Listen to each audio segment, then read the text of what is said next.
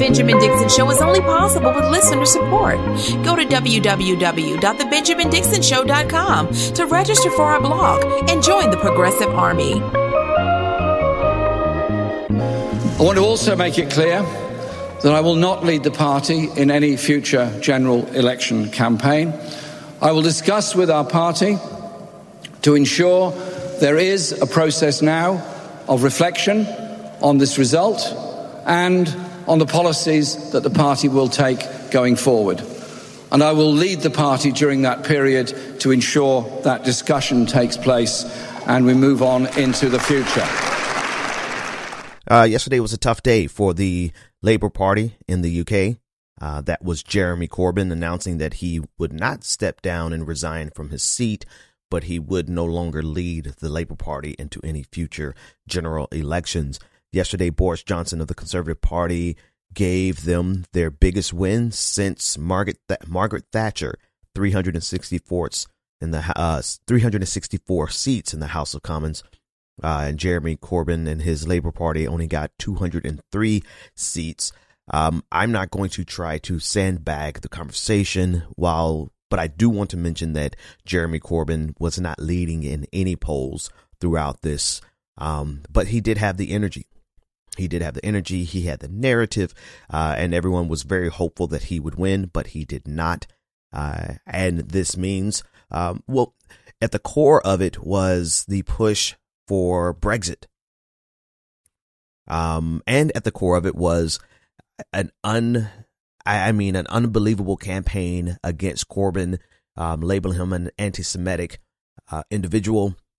And the irony of it is that the real anti-Semitic politician won, Boris Johnson, who has written about the power of the Jews across the globe, has a book about this, never had to endure that criticism. And if you want to explore how particularly nefarious that attack is here in the United States, all you have to do is juxtapose Donald Trump's anti-Semitism in the speech that he gave earlier this week with the fact that people are trying to call Bernie Sanders anti-Semitic, and he's the Jewish candidate. And here's the difference. Again, it's not that a black person can't support white supremacy. It's not that a Jewish person can't be anti-Semitic. But when you have Donald Trump, who is seething in anti-Semitism, and the only thing that Bernie Sanders dares to do wrong is that he questions the power and the human rights violations of the state of Israel, the nation, the government of Israel, he's considered to be anti-Semitic. And so that criticism was levied against Jeremy Corbyn over and over and over again.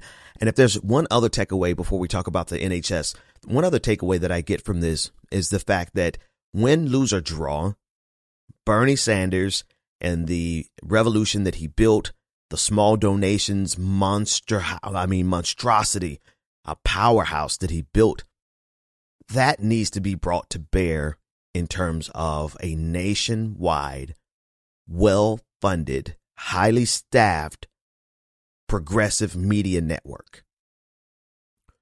It has to. It has to, because there has to be a countervailing force against centrist, honestly, centrist, the Lib Dems in the UK, who are pretty analogous to the Democratic Party here, and the media there. Even the media here was calling Jeremy Corbyn anti-Semitic. NPR. If you want to understand what we're really up against, you have to understand what we're fighting in terms of the media. While so many people think of NPR as the bastion of being of journalistic integrity, when it counts the most, they really show their Koch brother funding. They really show that they are in bed with the power structure that would rather go towards fascism than it would ever rather go towards an egalitarian society that you can't even call socialism, because we're simply trying to get back to the era of the New Deal and just make it applicable to more people than just white farmers. Right? We're really just trying to get back to safety nets in this country. But rather than going back to that, they would rather move further right towards I'm talking about NPR, right? I'm not talking about anything general. I'm talking about the network that people think is the paragon of journalistic integrity. When the rubber meets the road, they did an entire expose on Jeremy Corbyn being anti-Semitic.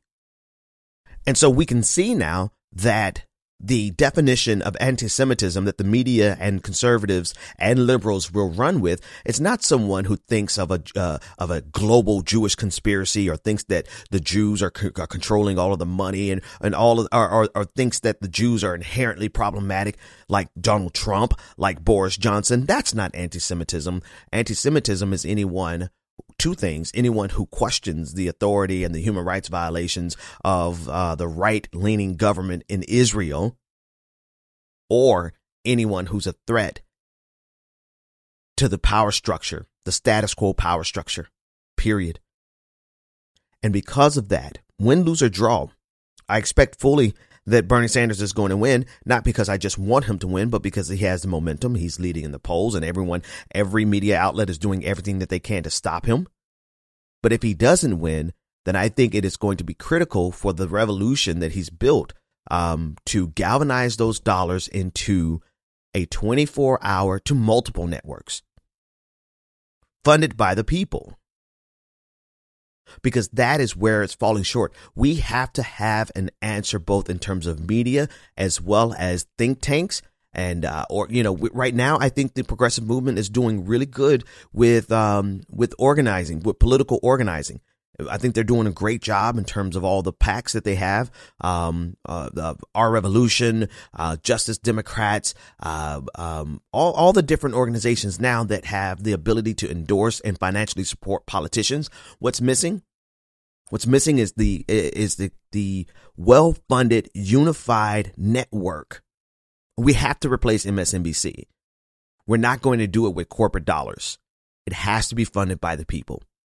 It has to be. And so I'll just throw it out there. Like, you have a network like Free Speech TV that does pretty good, that has really good reach, but they don't have enough reach and they don't have enough good content. There needs to be a marriage between the Revolution, the small donor dollars, and a network like that already has its foothold into a lot of homes and needs a lot of funding and a lot of good programming so that it could go to the next level. Because without something to compete with the media, progressive movements almost can never win. Go to www.patreon.com/The BPD Show and support The Benjamin Dixon Show. Well, it was a tough day for the Labor Party, but we still have something to celebrate here on The Benjamin Dixon Show. Special shout out to our newest patron, Frank Derrigo. Thank you, my friend, for becoming a patron. All of the new supporters who came in yesterday and all of the patrons who support every single day. Listen, I thank you so much. Go to www.patreon.com/The BPD Show and sign up to be a patron today. You are helping to build a progressive network. Every individual dollar counts, man, and think of it this way. I think the best way to describe it really is the fact that if I came to town, would you not just, and I wanted to sit down and have a beer with you, wouldn't you just, buy me a little $5 beer? So that's really what it is. Just think of it as just tipping the bartender. All right. One last thing that I did not get to talk about in the first segment is what is getting ready to happen to the National Health Services in the UK. And what's getting ready to happen in their Brexit negotiations, the Tories have said that they are willing to put the NHS up for negotiation, particularly with the US healthcare industry, which means that in short order, I think a smart strategy would be for the NHS to be sold off slowly and introduce how barbaric America's system is to the British people very slowly. Because if they go quickly and one day the people of the UK wake up and they have to start paying premiums and then co-pays and then deductibles, I mean, if that happens, This victory that the Conservatives won last night could turn out to be one of the most destructive forces in UK history. They thought the American Revolution set them back. When people wake up and realize what they've done to themselves, and this is the sad part about it. It's not as though there was an entire party warning what was going to happen, but because everyone was so fixated with leaving the European Union, Brexit, and everyone was so fixated with the claims of Jeremy Corbyn being anti-Semitic when in actuality they elected the anti-Semite. They elected the one who believes in the vast Jewish conspiracies and actually wrote about it. But I digress. People were warning the people of the UK exactly what they're facing if they're looking to negotiate the NHS system. And they're going to wake up one day and they're going to have to pay co-pays, and they're going to be paying premiums, and they're going to be paying $8,000 for a ride to the hospital in an ambulance. $30,000 to have a child. And at that point, I mean, we'll see exactly the fruits of this election. I don't think that's going to sit well. The only thing that they can do to get away with this is if they really make this like a 30-year plan. Because here's what happens in the United States. It's the same thing that happens across the globe. What they do is they phase in things slowly until there's a generation that's born that never realized that there was something before this. That's why every Machiavellian plan of the Republican Party here in the United States is a very slow, methodical plan. And now we're at the point when they cut taxes. Here's how they learned their lesson back in 1981. When they cut taxes in 1981, the Republicans, it was such a shock to the system, both in terms of how much it increased the deficits, but also in terms of people realizing what was going on. They had to really quickly go back and raise taxes. And George H.W. Bush, when he came into power in 1988, he had to raise taxes again because of how devastating the original strike was to the system, as well as to the psyche of the body politic. People saw what was going on because they moved too quickly. Well, they said, okay, we're just going to have to phase this in very slowly. And now in 2017, as soon as Donald Trump got in, that's when they cut. They made their final strike. Well, it's probably not even their final one. But they waited until there was a generation. Anything that you need to sneak in, anything that you need people not to rebel against, all you have to do is plan long enough for there to be a generation born who never knew a system prior to it. That is how they have gotten us to where we are in this country. And that's probably how they're going to do the NHS system. They're going to phase it in over a generation. They'll be making small moves, and people will get rewards. People who are doing the negotiations, people who are selling off the NHS, they'll get their bonus. They'll get their money. It's not like that individual is going to have to wait 30 years to get their money for making that move. You know, they're going to be windfall profits for the companies that are doing these sales. But the big dollars, I mean, the kind of dollars that you can only get when you hold a person who's dying of cancer hostage, the kind of money that you only get when you're holding a child with parents who are trying to treat their child's leukemia. The real windfall comes in over a generation, because anything quicker than that, if they move any quicker than that, then the UK will find out that the worst revolution was not the American Revolution, but the one that's waiting for them when people realize that they have to pay co-pays, deductibles, and premiums every single month.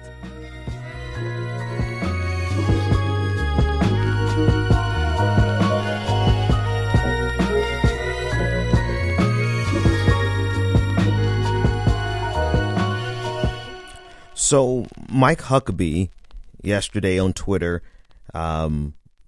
floated something that people are, I don't know, arguing over whether or not he was just trolling America just for laughs.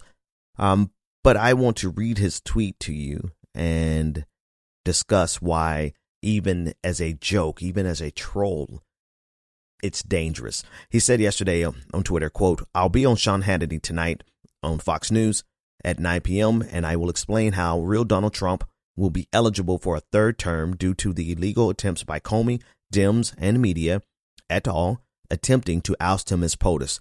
So that's why I was named to head up the 2024 re-election.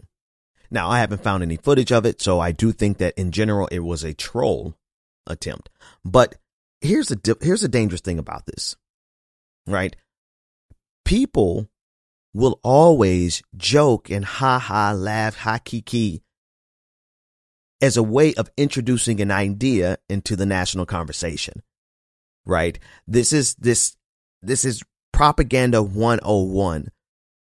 And because we see, did I play this clip? Let me play this clip of Donald Trump supporters showing how far they're willing to go on behalf of Donald Trump. He's not going to be removed. He's not going to be removed.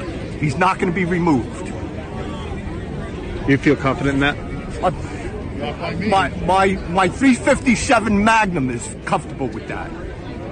End of story. And they remove him in the Senate. Mm-hmm. I think it'll cause physical violence in this country that we haven't seen since the first Civil War. I think it'll become the second Civil War. I would think that there would be a strong movement. It would be very negative. Possible violence. Not that I'm condoning violence. There'll be a lot of mad Americans. Possibly 70 million Americans on the loose, not very happy. And you think that these people, the people who follow Donald Trump like this, people who are talking about pulling out their guns if he's impeached, you think this group of people would not entertain keeping Donald Trump for another 4 years, breaking the Constitution, violating the Constitution? So it's not so much important that whether or not he was, Mike Huckabee was just joking and trying to troll. It's the fact that they are consistently seeding this idea into the minds of Americans, particularly their supporters who are sycophantic enough to be dreaming up a civil war. And this is not just based on the impeachment, mind you, right? They've discussed this in terms of if just Bernie Sanders wins or if Donald Trump loses to whoever. So this idea, this is how propaganda works. First, it starts off as a joke. You know the saying, I think it was Gandhi, everyone says it in a positive way, but it also works in reverse. First, they ignore you. Then they laugh at you. Then they fight you. Then you win. We're at the stage where now we're laughing at this. We're like, oh, it's such a troll. But that's the process of seeding an idea, letting that idea grow and metastasize, and then finally, you have people willing to fight on behalf of it. This is how everything has progressed in our society. It takes time. It absolutely takes time. But if Donald Trump gets 4 more years, he will have enough time to see this idea even further. I mean, he has the judiciary. He has the entire, I believe it's 25% of the judiciary it has been appointed, of the federal courts has been appointed by Donald Trump. And he is appointing people who are not only radical activist judges for conservatism, but he's appointing people who are demonstrating loyalty to him. And then we saw how he's pardoning people in the military, members of the military who have committed war crimes and have been found guilty of violating the rules of operation.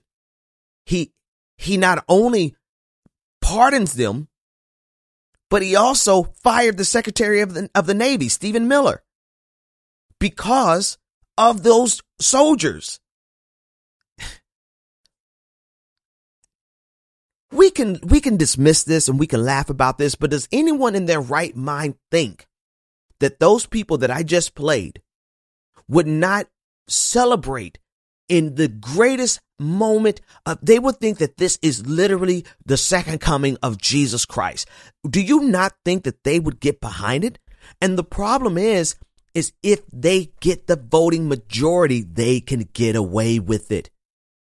They've got the judiciary.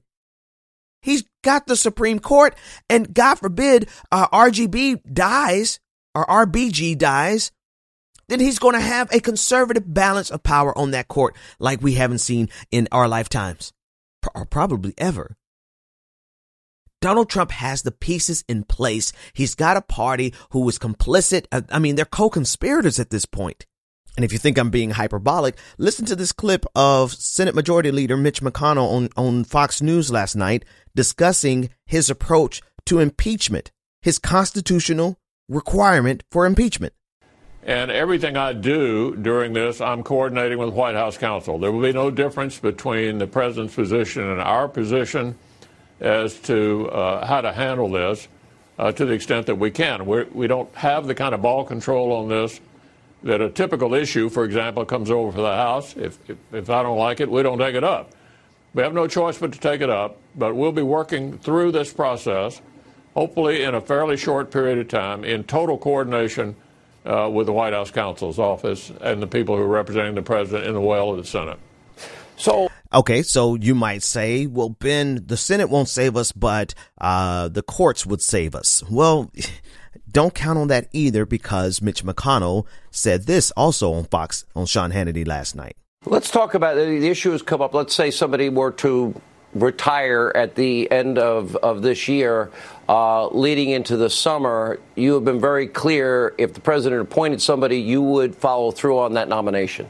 Absolutely. We definitely would do that. And this paperback that we were just talking about, the president's foreword is about judges. My afterword catches up what's happened during the Trump administration on judges, because my memoir came out 3 years ago before the president was elected.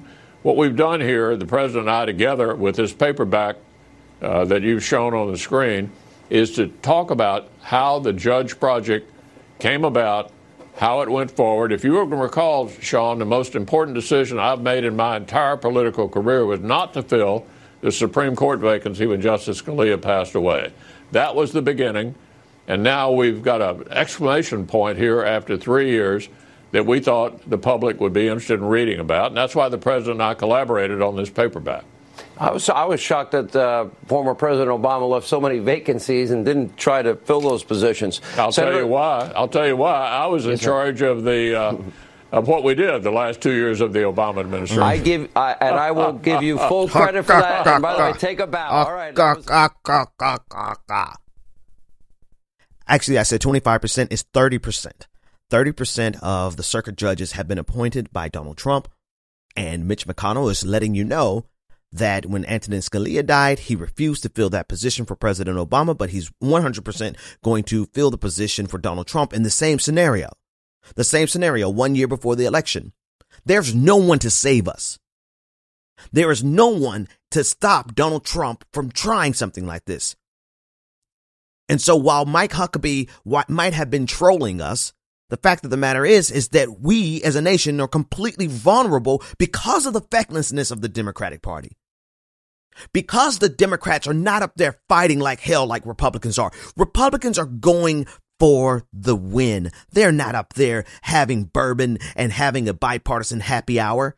If they're doing it, it's only to rock the Democrats to sleep, to make them think, oh, we can all just get along. No, the hell we cannot all just get along. Republicans are going for the win, and Democrats are out here trying to figure out if they're willing to fight. And we see the effectiveness of the attacks of the propaganda machine. We see what happened to the Labour Party in the UK. And we have people in charge of the opposition of the Democratic Party who are cowards, feckless cowards, and completely incapable of defending the people or defending the Constitution of the United States. Pretty white TT, pretty white TT, pretty white TT, pretty white TT, pretty white TT, pretty white TT. I want to end today's show with a tweet from someone I follow on Twitter, Prison Culture, at Prison Culture. She focuses on prison abolition and not reform, but prison abolition. And this is what she says. She said that this is a fight. This is about power. We need to build so much power. Stop listening to whiny and sniveling commentators and pundits. Get with people and get ready to fight. The end. period, point. That's it. We have to amass more power. Here's the good news. If you felt any bit of despair in this episode, here's the good news. We outnumber them. We have the numbers. What we don't have the organizations yet. We have organizations, but we're not at critical mass. We're not at the point where there's an institution for every conservative institution. We're not at the point where the funding is there. But that's okay, because we are seeing more and more how we can do it. We might be behind the eight ball. We are behind the eight ball, quite frankly. But that's because we've been led by people in the Democratic Party who were lulled to sleep by the idea of bipartisanship and the idea of what they can get from big business if they capitulated and they moved towards the right with neoliberalism, if they embraced the Republican Party neoliberalism. So we're behind the eight ball because they phased in over an entire generation a reality that it has taken me. I had suspicions that we could do different, right? I was in college when I was in my master's program, I was asking professors, why aren't we, if we're taking a course on comparative economic systems, why aren't we studying socialism? Why aren't we studying communism? I mean, it's a course for compared. Why are we just talking about the different shades of capitalism? Why are we only talking about Keynesianism versus neoliberalism? And you know what they said? They were like, oh, well, because communism is gone. Socialism is gone. Right? But I had the idea that we could do better. And this was back in the early 2000s. This was back in like 2010. And now we have an entire generation of young people who didn't wait for professors to talk about it in class. They went and researched themselves. Some of them embraced communism. Some of them embraced socialism. Some of them embraced capitalism, democratic socialism. Right? Because to be sure, this revolution that Bernie Sanders is talking about, it is not socialist. It is not communist by any measure. It is a way to save capitalism. And yet we've allowed Republicans to scare us into thinking that if we do anything else but allow this system to rape us economically, then we're socialists. That's what they have convinced an entire generation of. But that's okay. Because this next generation, they have found out for themselves that we can do better and that we will do better. So if you felt any despair in this episode, let me reassure you, we are on the winning side and we have the numbers. Now, all we have to do is to keep organizing. All we have to do is keep funding progressive media. All we have to do is keep funding progressive candidates, helping them win. Keep the fight going. Don't despair. Just realize that this is a fight not of our lives. This is not the fight of our lives. This is not just the fight of a generation. This is the fight. This is the turning point. This is the pivot point.